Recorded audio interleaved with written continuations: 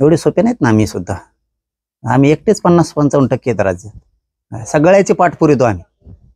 कोण रद्द करतं बघतो ना. आम्ही 150 वर्षापासून आहे. तुम्ही आमचं आरक्षण खाताय.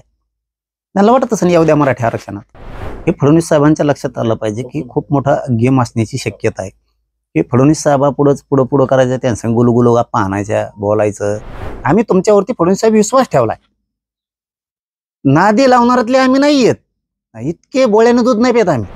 दादा, आज बीडमध्ये ओबीसींचा एक मोर्चा होती, एक सभा होती आणि या सभेच्या माध्यमातून 2 सप्टेंबरचा GR रद्द करण्याची मागणी होती.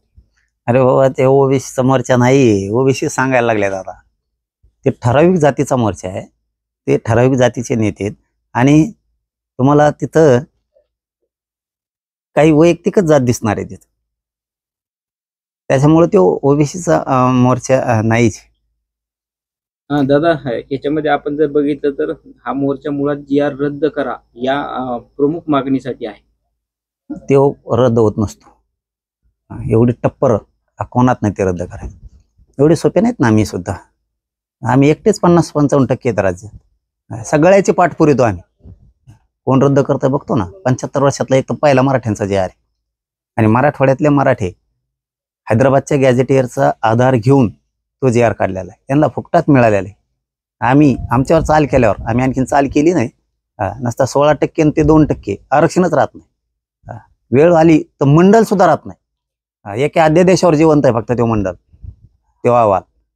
देशाचं आरक्षण आणि राज्याचं आरक्षण हे अध्यादेशावर जिवंत नसतं. मान्य सुप्रीम कोर्टाला सुद्धा मान्य नाही आहे. लय खोलात मला जायला लावू नका म्हणा. तुमच्या पुढं 10 पावलं चालणार आहे. तायवाडे आणि वडेट्टीवार दोघंही या मेळाव्याला उपस्थित राहणार नाही अशा प्रकारची माहिती आहे. यावर तायवाडे असे म्हणालेले आहेत की चुकीचा संदेश किंवा ओबीसी लोकांची दिशाभूल होणार अशा प्रकारचा मेसेज त्यांनी एक दिलेला आहे. बरोबर आहे ना मग, कारण मराठी ओबीसीच आहेत. त्यांचा बरोबर आहे, धक्काच लागत नाही कोणाला. आम्ही 150 वर्षापासून आहे. तुम्ही आमचं आरक्षण खाताय. त्यांना वाटत असं येऊ द्या मराठी आरक्षणात. दादा, आपण जर बघितलं तर छगन भुजबळ हे राज्य मंत्रिमंडळामध्ये मंत्री आहेत, कॅबिनेट मंत्री आहेत आणि हा GR जो आहे तो मंत्रिमंडळांमध्ये फडणवीसांनी दिले, त्यांच्या सरकारने दिले आणि त्यांच्या सरकारमधून हे मंत्री विरोध करतात. हे फडणवीस साहेबांच्या लक्षात आलं पाहिजे की खूप मोठा गेम असण्याची शक्यता आहे. की फडणवीस साहेबा पुढं करायचं, त्यांचं गुलगुलो गप्पा आणायच्या, बोलायचं, दाखवायचं, फक्त मोठेपण सांगायचं, समाज दाखवायचा आणि त्यांच्यावरच वार करायचा. सरकारवरच जेव्हारी वार झाला पाहिजे. डॅमेज किती करता येईल फडणवीस साहेबांना याचा पुरेपूर प्रयत्न आहे अशी आम्हाला शंका येते. किंवा आम्हाला असंही वाटतं की फडणवीस साहेबांनी असंही करू नये की दोन्हीकडं गोड बोलायचं आणि काही मराठ्यांना शंका येईल असं पाऊल फडणवीस साहेबांनी उचलू नये अशी आमची सुद्धा अपेक्षा आहे. आम्हाला त्यांच्याबद्दल शंका अजिबात नाही आहे आता की मराठवाड्यातल्या गरीब लेकरांचं भविष्य घडावं, त्याचं उद्ध्वस्त होऊ नये याच्यासाठी त्यांनी तो GR काढलाय. आणि नक्कीच मराठवाड्यातला सगळा मराठा गॅजेटियरच्या नुसार आरक्षणात जाईल ही आम्हाला आशा आहे. परंतु काही वेळेस असंही वाटतं, आता 1-1.5 महिना झाला मी मुंबईला गेलेलो आणि आता कुठंतरी पोरांना आमच्या नोटीस यायला लागल्यात गाडीच्या, तवाच द्यायच्या ना. मग इतक्या उशिरा देणं म्हणजे काय? तुम्ही ह्या शंका मराठ्यात घुसू नये असं फडणवीस साहेबांनी कधीच वागून काय करायचं ना, सरळ सरळ सांगा. हे असे गोड बोलून, काय म्हणते त्याला, गुळाची सुरी, असं गोड बोलून कधीच दगाफटका नाही करायचा. त्यांनी खूप मोठ्या रोषाला सामोरं जावं लागणार आहे सरकारला, खूप मोठ्या मराठ्यांचा. आणि मराठ्यांचा रोष परवडणारा सरकार नाहीये. मी फक्त त्या टोकाला मराठ्यांना येऊ देत नाही की नको, चला चाललंय ना, अहिंसेच्या मार्गानं चालू द्या, त्याच्यातच भलं असतंय. परंतु आता यांना जर गोड बोलून वारच करायचे असतील तर त्याला नाविलाज आहे. सध्या तरी आम्हाला असं वाटतं की फडणवीस साहेब कधीच आता मराठ्यांचं आयुष्य उद्ध्वस्त होईल, पोराबाळांचं, लेकराबाळांचं, असं पाऊल उचलणार नाही आणि यांना सुद्धा तंबी देते असं वाटतंय. बघू पुढं काय होतं. आम्ही लढायला खंबीर आहेत, पुढं येईल त्या संकटाला सामोरं जायला तयार आहेत. फडणवीसांनी भुजबळांना याविषयी समज द्यावी असं तुम्हाला वाटते का? द्या म्हणायची गरजच कशाला पाहिजे. GR त्यांनी काढला, सरकारमध्ये ते त्यांचेच लोक सगळे, दादाचे सगळे लोक, यांना कळत नाही का? तुम्हाला वाटतं का आम्ही नुसते नादी लागण्यापुरते आहेत म्हणा फडणवीस साहेबाला? असं नाहीये. आम्ही तुमच्यावरती फडणवीस साहेब विश्वास ठेवलाय. नादी लावणारातले आम्ही नाही आहेत. इतके बोळ्यानं दूध नाही पेत आम्ही. तुम्हाला वाटतंय फक्त कुणी चौथी ना पास आहे, कुणी अमकं आहे तमकं आहे. आमच्या ज्ञानाप्रमाणे आम्ही समाजाला मोठं करणे इतकी अक्कल आमच्याजवळ आहे. आणि कोण कोण आमच्यावरती काय डाव करतंय तेवढी पण अक्कल आहे आम्हाला.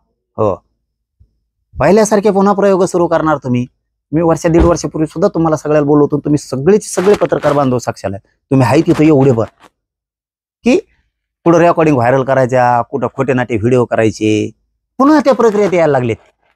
आम्हाला 2-3 दिवसात कळायला लागले कसले तरी खोटे नाटे व्हिडिओ बनायचे आणि मग याला बदनाम करायचं. हे मॅनेज होत नाही, हे फुटत नाही, मग आता काय करायचं, तर मग याला काय आता बदनाम करा.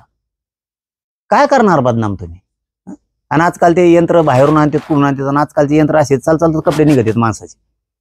म्हणजे ते तुम्ही ह्या चाली करून मला गरिबांपासून तोडायचा प्रयत्न करताय हे आम्हाला कळतंय. पण करणाराला एक गोष्ट लक्षात ठेव म्हणा, तू फेक अकाउंटवरून करण्यात कशावर नाही, नाव निघतं.